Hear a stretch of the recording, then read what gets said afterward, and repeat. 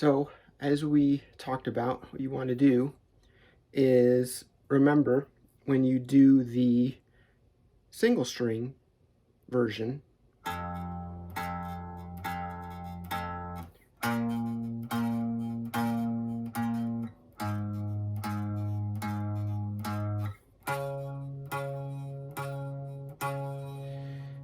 begin, of course, that's a good way to practice is all downstrokes, 4 strokes per note. 1, 2, 3, 4, 2, 3, 4, 1, 2, 3, 4, 1, 2, 3, 4. Then once you're comfortable with remembering that each note, first fret, you're going to do 6th fret, 4th fret, 9th fret.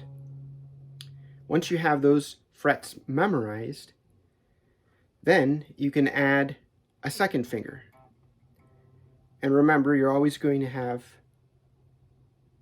an empty fret with no finger. Your second finger is just going to hover over but not touch anything.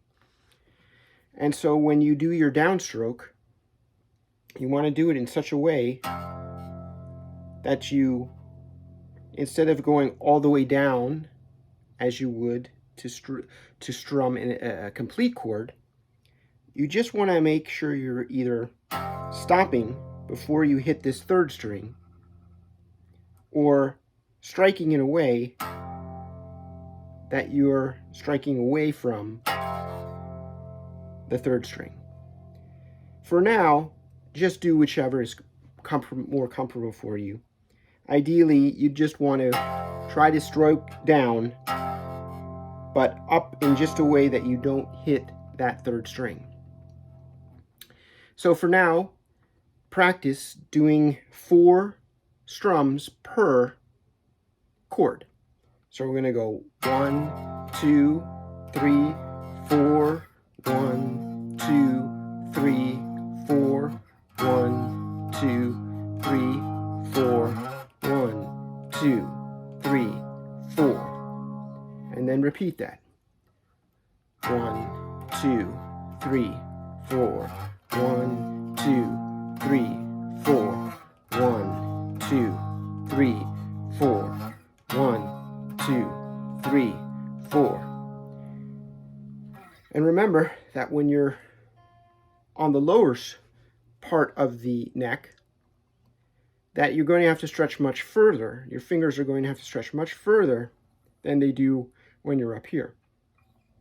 So just keep in mind, your 3rd finger may want to have a tendency to slip down.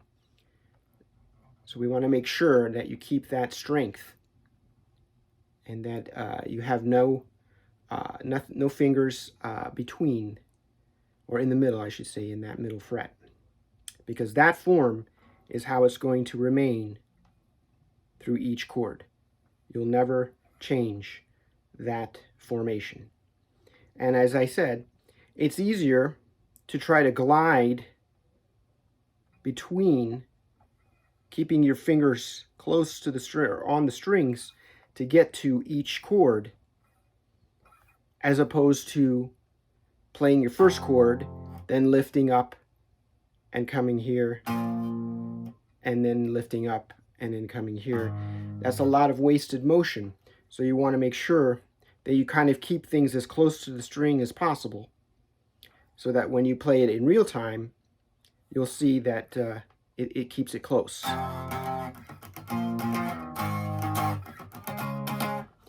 So that's the first thing to practice. The next thing we want to look at, I want to shift gears a little bit here and go into the pentatonic scale that we're looking at. So it's very similar type of fingering. We're going to start up here at the 5th fret, and you want to make sure that each finger is going to have its own fret that it has to work with. And so you never really want to leave your fingers moving in any direction, left or right. You want to keep it within that same 4 frets, 5, 6, 7, and 8. So at full speed, this is what the pentatonic scale sounds like.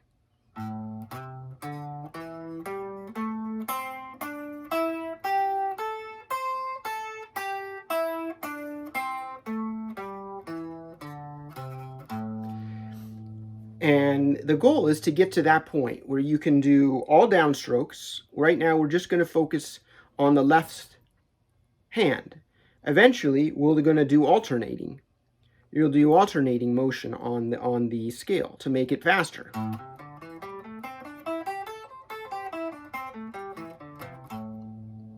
But for now, we're just going to focus on the right finger, just doing one downstroke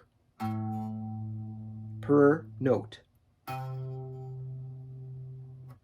Now, as a practice, what you can do, if you're finding it a little difficult to go between your first finger and your fourth finger, try playing all of the notes all the way up and down to get familiar with how your finger should be being placed on the fret. So, in other words, a good practice would be to do 4 notes, 4 strums per note. So we do 1, 2, 3, 4, 1, 2, 3, 4, 1, 2, 3, 4, 1, 2, 3, 4.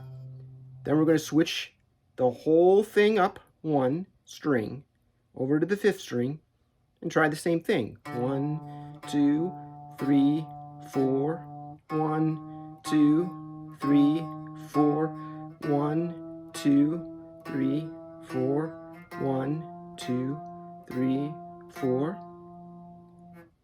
Try going over now to the 4th string, which is the D string. 1, 2, 3, 4, 1, 2, 3, 4, 1, 2, 3, 4, 1, 2, 3, 4.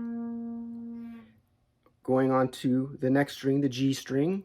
1, 2, 3, 4, 1, 2, 3, 4, 1, 2, 3, 4, 1, 2, 3, 4. Going over the next string, second to last, is the B. 1, 2, 3, 4, 1, 2, 3, 4, 1, 2, 3, 4, 1, 2, 3, 4. And finally, on the E string, the high E, 1, 2, 3, 4, 1, 2, 3, 4, 1, 2, 3, 4, 1, 2, 3, 4. And practice that, going all the way down, up like I did there, coming back all the way back to the beginning. And do that a few times every day. You should be practicing that. Eventually, you can start getting a little faster.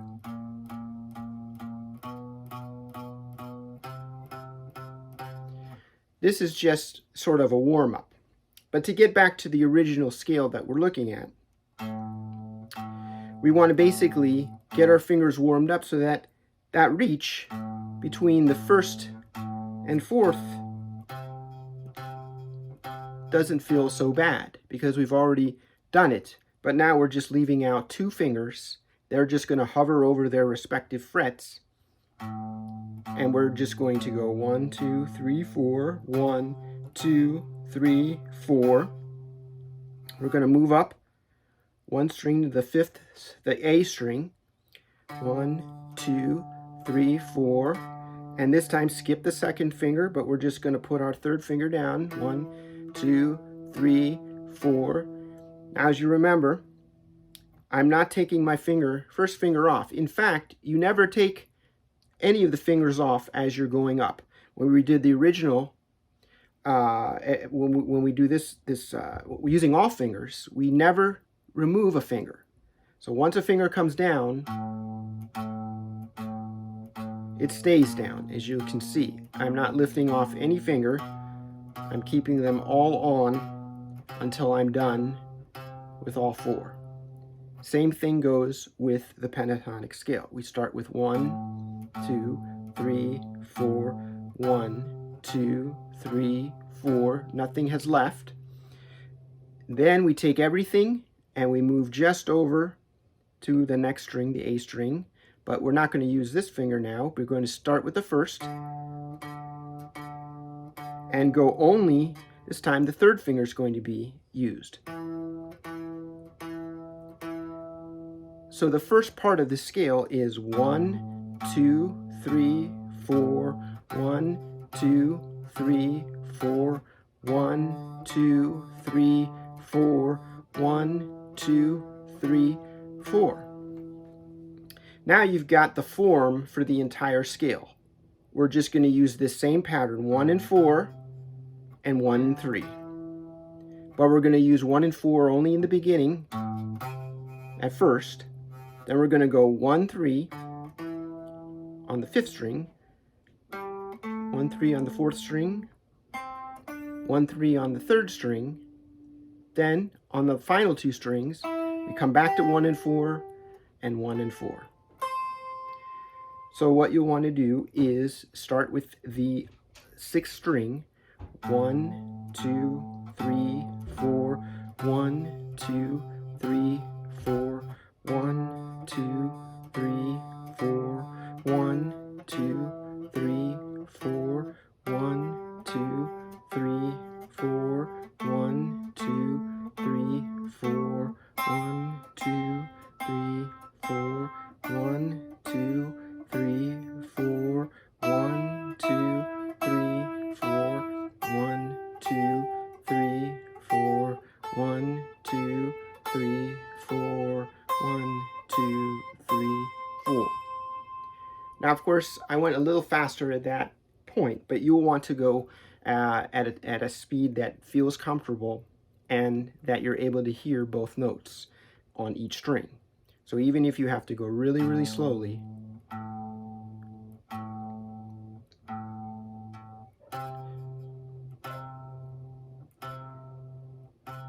that's okay, as long as you can hear each note cleanly